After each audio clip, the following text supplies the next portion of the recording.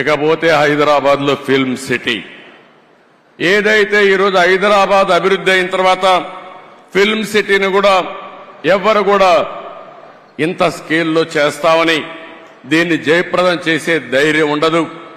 ధైర్యం చేయడమే కాదు, ఈ రోజు ఎవరైనా హైదరాబాద్కు పోతే రామోజీ ఫిల్మ్ సిటీ చూడకుండా తిరిగి వచ్చే పరిస్థితి అంటే అది రామోజీరావు గారి కాంట్రిబ్యూషన్ అని చెప్పి కూడా నేను మీకు తెలియజేస్తున్నాను. ఇలాంటి మనం చూసినప్పుడు ఏదైనా ఒక విపత్తు వచ్చినప్పుడు సేవాభావంతో ముందుకు పోయారు. అనేక సందర్భాల్లో చూశాం. మన రాష్ట్రంలోనే కాకుండా వేరే రాష్ట్రాల్లో కూడా తుఫాన్ వచ్చినా ఇంకా ఏమైనా సమస్యలు వచ్చినా అక్కడ ముందుండి సేవలు అందించారు.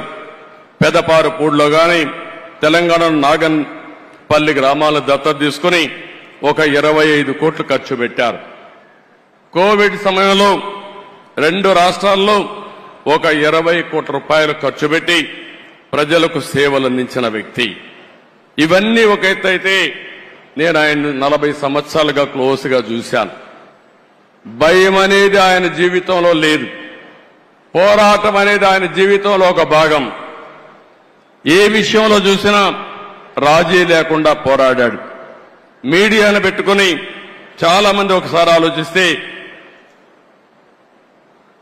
ఎవరికైనా రాజకీయాల్లో ఉండే మాకు గాని, పత్రికలు రన్ చేసే పత్రికలు గాని, మీడియా రన్ చేసే వ్యక్తులకు గాని, సినిమాలకు గాని ఎప్పుడు కూడా క్రెడిబిలిటీ ఒకటి ఉంటుంది, విశ్వసనీయత ఒకటి ఉంటుంది. అందుకే ఎన్టీ రామారావు గారు తెలుగు జాతి ఉన్నంత వరకు నెంబర్ 1 గా ఎట్టుంటారో ఈ రాష్ట్రానికి సేవలు అందించిన వ్యక్తిగా తెలుగు జాతి శాశ్వతంగా గుర్తుపెట్టుకునే వ్యక్తి రామోజీరావు గారు అని చెప్పి నేను మీకు తెలియజేస్తున్నా. ఈ రోజు ఇంకొక పక్కన మీరు ఆలోచిస్తే ఎక్కడికక్కడ రేటింగుల కోసం పోరాడే రోజులు, మ్యానిపులేషన్ చేస్తూ అధికార పార్టీ ఏ పార్టీ ఉంటే ఆ పార్టీ దగ్గరికి పోయి పనులు చేసుకునే రోజుల్లో నేను చూశాను ఆయన్ని. నేను పర్సనల్ గా వ్యక్తిగతంగా ఆయనతో పరిచయం ఉంది.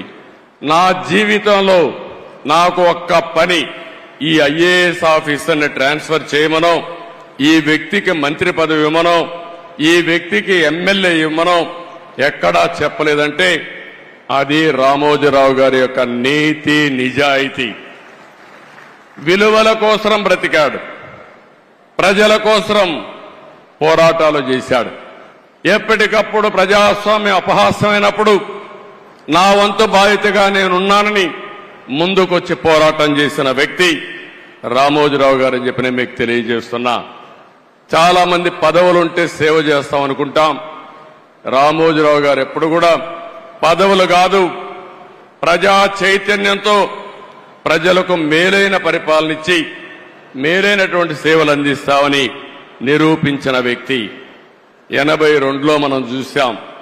ఎన్టీ రామారావు గారు పార్టీ పెట్టే సమయంలో మీరు ఒక్కసారి ఆలోచిస్తే అప్పటి వరకు కాంగ్రెస్ పార్టీకి ప్రత్యామ్నాయమే లేదు. ఒక ప్రత్యామ్నాయం కావాలని ఆలోచించి 9 నెలల్లో ఎన్టీ రామారావు గారు అధికారంలోకి వచ్చారంటే అందులో ప్రముఖ పాత్ర రామోజీరావు గారికి ఉందని చెప్పి కూడా నేను మీకు తెలియజేస్తున్నా. అక్కడి నుంచి ఆగస్టు క్రైసిస్ వస్తే ఆ రోజు కూడా ప్రజాస్వామ్యాన్ని కాపాడడం కోసం రాజీ లేని పోరాటం చేశాడు.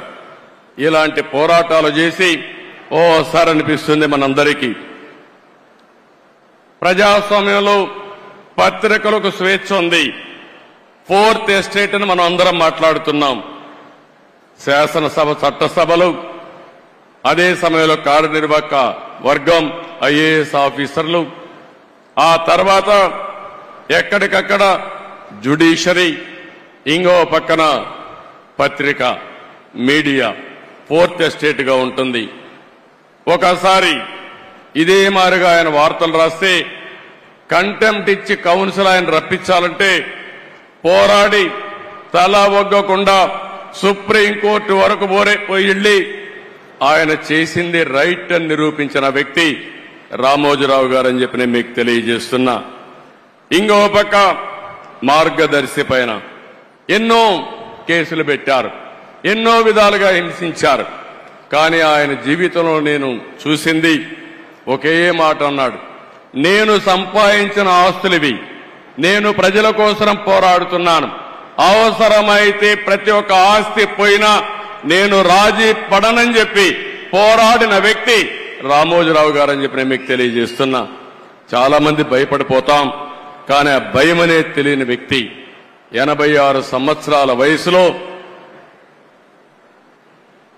బెడ్ మీద నుంచి ఎక్కడికక్కడ ప్రజలకు న్యాయం జరగాలని ముందుకు వచ్చిన వ్యక్తి అని చెప్పి నేను మీకు తెలియజేస్తున్నా. నేను ఆయన చూసి నేర్చుకునేది ఒకటే, ఆ రోజు హైదరాబాద్ లో నేను ముఖ్యమంత్రి అయినప్పుడు వినూత్నమైన విధంగా సైబరాబాద్ డెవలప్ చేయడం అనేక కార్యక్రమాలు చేశాను. ఆ రోజు ఆయన పూర్తిగా ఆలోచనలన్నీ భాగం పంచుకుని ఈ రోజు హైదరాబాద్ లో జరిగిన అభివృద్ధిలో ఆయన ఆలోచనలున్నాయి, ఆయన స్ఫూర్తి ఉంది. ఆ తర్వాత అమరావతి వచ్చినప్పుడు నేను ఏ పేరు పెట్టాలని ఆలోచించినప్పుడు ఆయన ఒక రీసెర్చ్ చేసి మీరు ఏ పేరంటే ఆ పేరు పెడితే కరెక్ట్ గా రాదు, అమరావతిని పేరు పెట్టండి, దీనికి జస్టిఫికేషన్ ఇదని చెప్పి నాకు ఒక రీసెర్చ్ చేసి రీసెర్చ్ పేపర్ పంపించిన వ్యక్తి రామోజీరావు గారని చెప్పి నేను మీకు తెలియజేస్తున్నా. అది పేరు పెట్టిన తర్వాత నేను చూస్తే ప్రపంచం అంతా కూడా అమరావతి అంటే మారుమోగింది, బ్రహ్మాండంగా ఆమోదం వచ్చింది. నాకే ఆశ్చర్యం వేసింది. అలాంటి 100% ప్రజలు ఆమోదించిన నగరం మన అమరావతి.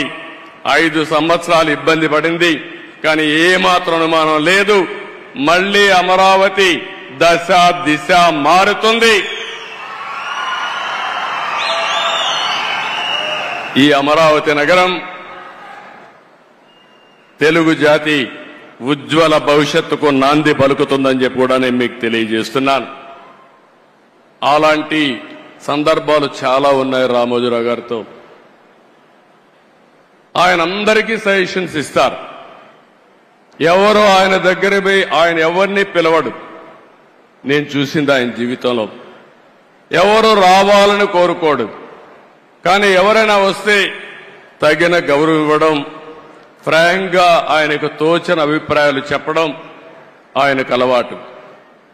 ఇంకొక పక్కన పేపర్లో మీరు చూస్తారు, కొన్ని పేపర్లు వేరే పార్టీలుంటే వార్తలు అయ్యారు, కానీ రామోజీరావు గారు మాత్రం ప్రతి ఒక్క పార్టీకి ప్రతి ఒక్క నాయకుడికి వారి సంఖ్యాబలాన్ని బట్టి ప్రజాస్వామ్య విలువలకు గౌరవించి కవరేజ్ వరకు ఎక్కడా తప్పు చేయడు. ఆయన అభిప్రాయాలుంటే ఎడిటోరియల్ పేజీలో చెప్తాడు తప్ప, లేకపోతే ఎప్పుడన్నా అవసరమైతే ఇది తప్పని ఎండగడతాడు తప్ప అవతల వ్యక్తులు చెప్పిన విషయాల్ని ఎక్కడా కట్ చేసిన సందర్భాలు లేవు. అలాంటి వ్యక్తి నా జీవితంలో నా మీద ఎన్నో వార్తలు రాస్తే ఒక్కరోజు కూడా ఒకే మాట అన్నారు, మీరు రాజకీయాల్లో ఉన్నారు, నేను ఈరోజు పత్రికా రంగంలో ఉన్నాను, మన ఇద్దరం కలిసినా మీరు ఎన్నిసార్లు కలిసినా నా స్వేచ్ఛకు భంగం రాకూడదు, మీ స్వేచ్ఛకు కూడా భంగం కలిగించను, నేను మిమ్మల్ని ఏమి అడగను, నన్ను మీరేమి అడగద్దని చెప్పి 40 సంవత్సరాలు నమ్మిన సిద్ధాంతం కోసం పనిచేసిన వ్యక్తి రామోజీరావు గారని చెప్పి కూడా నేను మీకు తెలియజేస్తున్నా. అలాంటి మహనీయుడు, రాష్ట్రం కోసం పాటుపడిన వ్యక్తి, విలువల కోసం ప్రతిరోజు పనిచేసిన వ్యక్తి. ఓసారి అనిపిస్తుంది అందరం కోరుకుంటే కూడా రాదేమో, కానీ ఆయన ఒకటే కోరుకున్నాడు, నేను పని చేస్తూ చనిపోవాలని ఆయన కోరిక. అదే చివరి రోజుల్లో జరిగిందని చెప్పి కూడా నేను మీకు తెలియజేస్తున్నా.